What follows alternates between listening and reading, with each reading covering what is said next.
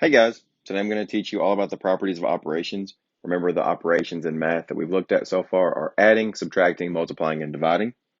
By the end of this lesson, you'll be able to organize problems using the commutative, associative, and distributive properties, and you'll learn what those mean today. Go ahead and get out your binder, turn to the math section, and get ready to take some notes. So by using properties, we can organize our problems to be less complex. So these three big properties with operations might seem a little confusing at first, but just stick with me.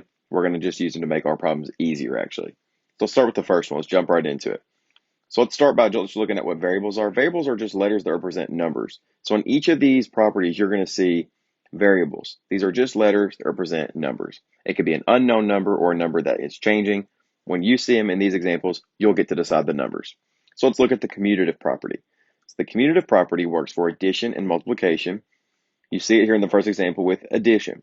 P plus R is the same thing as R plus P. Let's look at that with numbers. I've chosen two integer values. I've chosen P as -3 and R as -5. You can choose whatever you want because they're just variables. For right now, I can just choose whatever numbers I want. I've chosen -3 and -5. So what the commutative property of addition means is that order doesn't matter.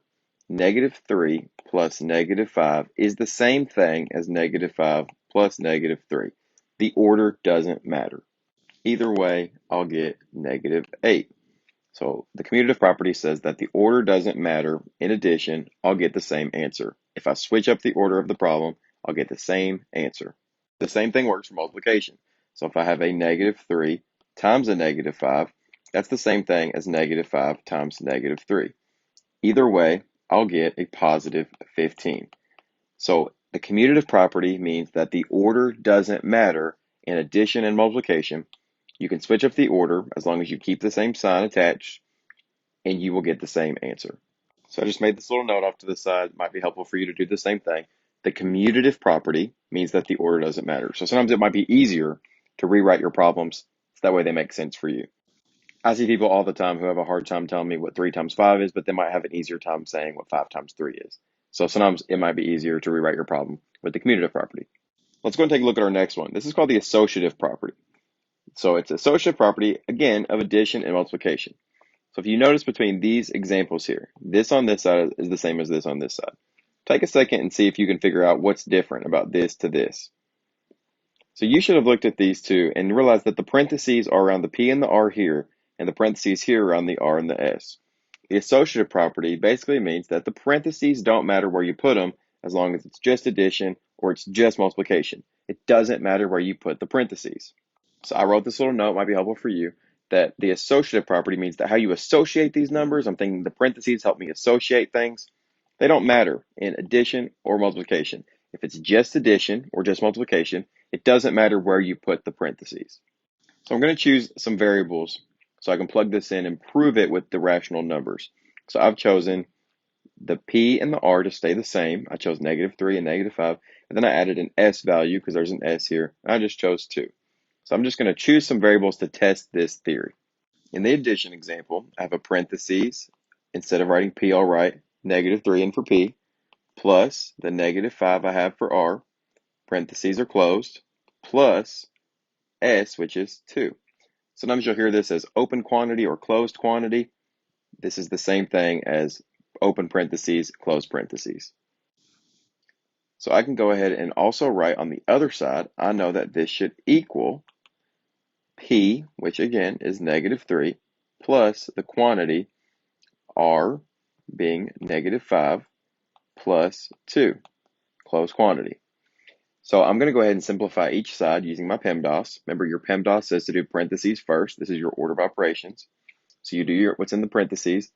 That's -8 plus 2 is down 8 plus 2 gives me -6. I look on the other side of the equal sign, and I want to solve what's over there. So -5 plus 2 is in parentheses first. So I could do that first. I'm down 5 and go up 2. I'm at -3 now, and I bring down that -3. -3 plus -3 is -6. So -6 equals -6. This proves that the commutative property works. Take a second to copy that down, then I'm going to erase it and show you with multiplication that it's the same exact thing. So now I have the same thing, just with dots or multiplication signs in between my values. So I'm going to do the same thing and simplify as I go. Negative 3 times negative 5 is positive 15, times 2 is 30. I look on the other side of the equal sign, and I see negative 5 times a positive 2, which is negative 10, times negative 3. Remember, I always do the parentheses first because that's my PEMDAS. I always look inside the quantity first. Now I do negative 3 times negative 10, and that is a positive 30. Since 30 equals 30, that proves that the associative property works for multiplication and addition. The place where I put the parentheses, whether it's around the first quantities, or the second quantities, or whatever quantities, doesn't matter. As long as it's only multiplication or it's only addition, the parentheses don't matter. So let's go ahead and look at our last big property, which is the distributive property. This might be the most important one because it'll be really, really useful in algebra. And I really love this property. This is my favorite property. So let's look at what the word distribute means. The word distribute is inside the word distributive. If I'm going to distribute Hershey Kisses to everyone in the class, that means each one gets one. Each one of you would get a Hershey Kiss. Distribute means each one gets one. Basically giving it out. So what this means is, if I look at this first example here with the P on the outside of the R plus S, each one on the inside gets the P on the outside. So the P goes to the R and the P goes to the S. That's why you have on the other side P times R plus P plus S. So I think it's easier to look at this with numbers. So let's go ahead and look at some values. So I'm going to use the same values that I chose in the previous examples. P equals negative 3, R equals negative 5, and S equals 2. So let me show you this a few different ways. So first of all, let's just look at this like we would any sort of PEMDAS problem. We'll look in the parentheses first. You see a negative 5 plus 2, and you get negative 3. Bring that down, and there's a negative 3 on the outside. That means times. So you multiply negative 3 times negative 3 to get 9. So we got 9. So we got 9 one way. I'm going to erase it. Let's take a second to copy this down. But we'll remember that our answer was 9. So now I'm going to show you this with the distributive property. It means each one gets one. I'm going to give that negative 3 out to each number on the inside. So I'm going to start by giving the negative 3 times the negative 5. So negative 3 times negative 5 is a positive 15. Always bring down the sign that's there. So if there's a plus there, I'll bring down that plus. And then negative 3 times a positive 2 is negative 6. I know that if I have 15 and I add a negative 6, that's the same thing as subtracting 6. 15 minus 6 is also 9. So already you can see that the distributive property works. Let me show you one more way, and that's the way that they've written it here. So what they've done is they've said that this is equal to P, which is negative 3, times R, which is negative 5, plus negative 3, which is our P, times our S, which is 2. So it's the same thing that I did when I distributed. I just have written it out in expanded form. When I do this, I get the same values, 15 plus negative 6, which we know equals 9. So we know that all three ways we can get the correct answer. That's because of the distributive property. Basically, each one gets one. That's the little clue that I wrote over here onto the side. The next one is called the multiplicative inverse. This is not really a property. It's not one of the main important ones that we need to know, but this is still a property in math that does come into play. And I just want you to remember that this is like the next level of math. This is not just regular math. This is a little bit harder here, and we're getting into some stuff that you'll see even in high school. So just take a second. I want you to realize this is hard-looking stuff, but when I explain it to you, hopefully it's a little bit easier, and I want you to realize you're capable of doing this hard-level stuff. So I'll go back to this. It's called the multiplicative inverse. The word that's important in there is multiply or multiplication, and inverse is important. You know, inverse means flip. So this is the confusing part, and I'm going to just ignore that for a second and just show you what I mean with numbers. So we've been using negative 3 for our p-value, so I'm going to continue to use negative 3 now. So what I just want to show you is that all numbers, whenever you write them, if they don't have anything under them, there's always an invisible 1. So any number has an invisible 1 underneath of it if it doesn't already show you. So every number is a fraction. It has an invisible 1 if it's a whole number or an integer value. What I want to show you with the multiplicative inverse rule is that if you multiply by the reciprocal, you will always equal 1. So all I'm going to remember is from multiplication lessons, the reciprocal means flipped fraction. So I'm not going to change the sign. I'm just going to change the order that this is written. Instead of 3 over 1, I've changed it to 1 over 3.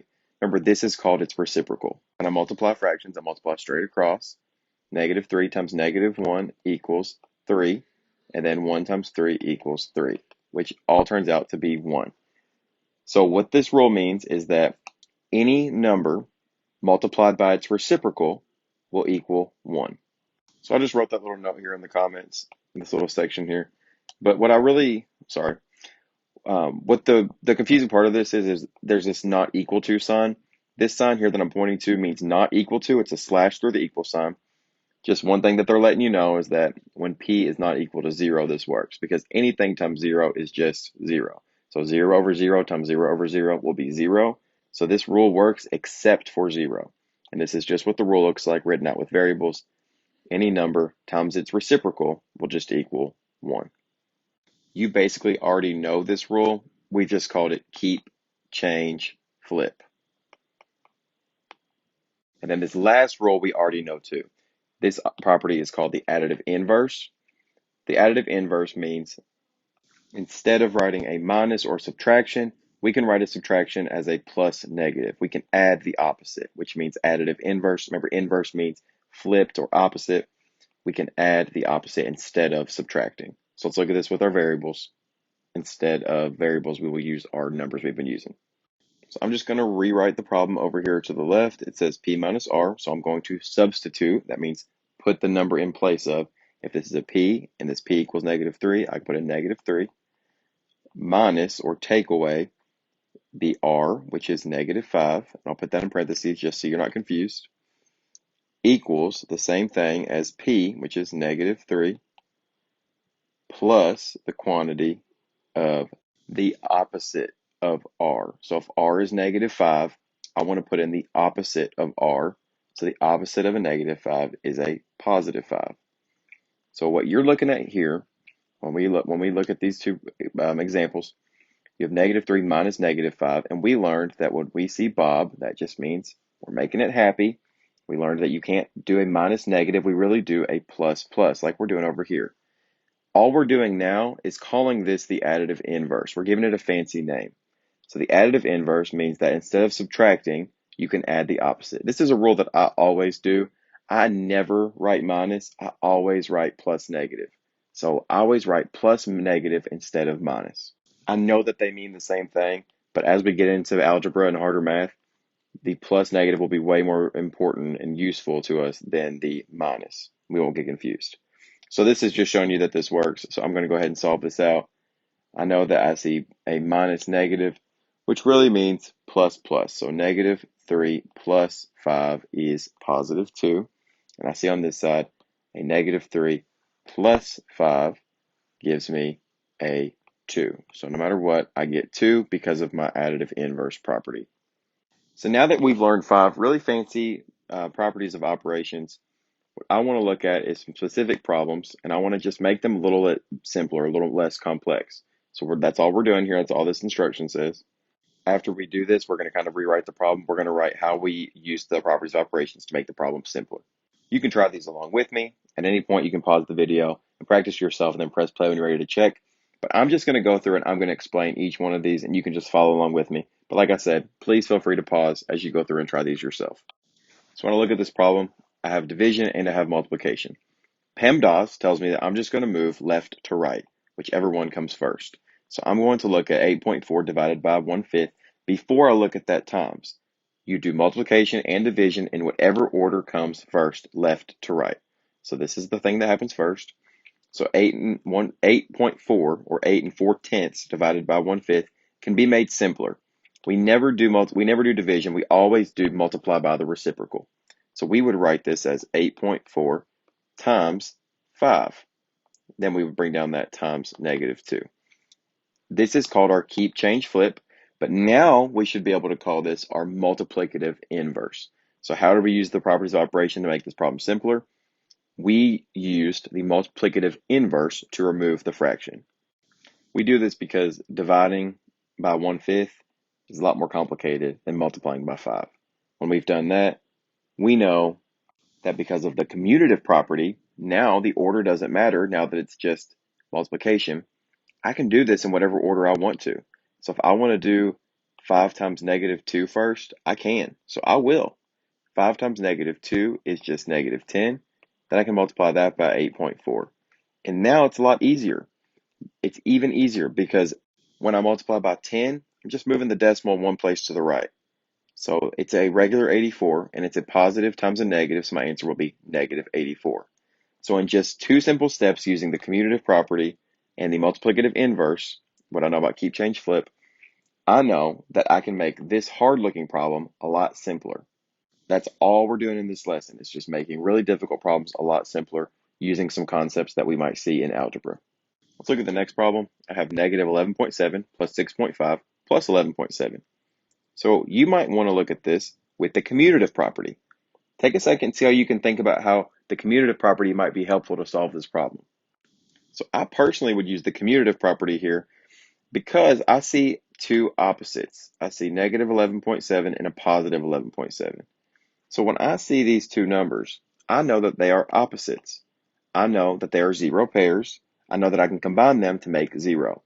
So normally when I look at a problem, I do addition left to right. But because it's all addition, I can use the commutative property, which means order doesn't matter. So I can switch around the order, and I can just do 11.7 plus negative 11.7.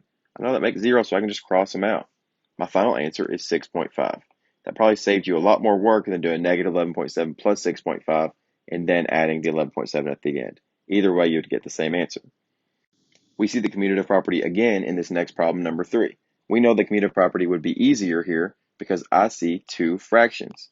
I see a fraction 3 and 2/3 and a fraction 1 and 1/3. Since they already have like denominators, I can just add the fractions like normal. Moving those around and adding those first would be a lot easier than adding them to 8 and then adding the other fraction. So let's go ahead and do these two fractions added together first. I know 3 and 1 makes 4, and 2/3 plus 1/3 makes 1 whole, so I have 5 in total plus that 8. 5 plus 8 is 13, and that's it. I'm done. You'll also notice me going through and circling my answers when I get done with them. It's important that you show your work in a problem, but then at the end you want to circle your final answer. That way you know where to find it. And if you also notice, I'm kind of going down in like a V shape as I'm going down a problem. It's like called the triangle method. Your problem should get smaller as it goes down. That's really important to keep yourself organized and to make sure that your teacher can find your answer. I'm going to go ahead and go through the next three. You can try these on your own if you want to, but I like these, so I'm going to go through these next three because I think that they can be a lot easier for you. So normally when we look at number 4, we would make this an improper fraction and multiply it by 3 and then simplify it. There's actually an easier way to do this, and it's by using the distributive property. So remember, the distributive property means the thing on the outside can multiply to each thing on the inside. Each one gets one. So this is the same thing as looking at negative 3 times 2, which is negative 6, plus the quantity of negative 3 times 2/3. So when I do negative 3 times 2/3, I can simplify that and realize that negative 3 times 2 is negative 6 over 3, which is the same thing as negative 2, and I add that negative 6 from before. So negative 6 plus negative 2 equals negative 8. These properties are just to show you that there's multiple ways of doing problems in math. You can do this right like normal, like we've learned, making this an improper fraction, multiplying it out, and then simplifying. But you can also take a little shortcut. Take this negative 3, multiply it by each term on the inside, and you end up with the same answer either way. So I'm just showing you that there's multiple ways to do the same thing. For number 5, I'm also going to look at the commutative property by really looking at my ones. I have a negative 1 times a negative 1, which is just 1. I know 1 times 1 is just 1. So if I just ignore those, I'm left with my final answer of negative 2.6 just by using the commutative property. That problem that might have taken you a little bit more time just took you 2 seconds because you know that order doesn't matter when you're looking at multiplication. I can do them in whatever order I choose. And then the last one is an example of how using the associative property would make this problem a lot easier. So we look at it and it looks like we have to do this first because it's in parentheses, but since it's just addition, I know that where the parentheses goes doesn't matter. So instead of writing it like this, it'd actually be a lot easier to put the parentheses here around the 4/9 and the 7/9 because they already have like denominators. They already have that 9. So when I do that, I can just go ahead and add 7 plus 4, which is 11/9, and then I can bring down that 2/3 and add that. So I still have to make a common denominator, but instead of having to do it twice, I've just gone ahead and made it one step shorter, excuse me. You could also go ahead and you can look at it and you can make just this out of 9 and then add straight across, but it's up to you. The point of this lesson is that there's many different ways to do these operations. Now that you know the properties of them, you can simplify things a lot more easy, quicker, and more organized. And then real quick, here's the answer to that problem in case you wanted to check it. All right, guys, that's it. If you made it to the end of this video, please put what your favorite game is in the comments. Today we went over properties of operations, so now you should be able to come up with strategies to organize your problems using the commutative, associative, and distributive properties, along with those other two properties, the multiplicative inverse and the additive inverse, which we probably already know, we just now have a different name for. So now you should go back to the calendar and complete any other assignments you have left for the day. Let me know if you have any questions. Bye!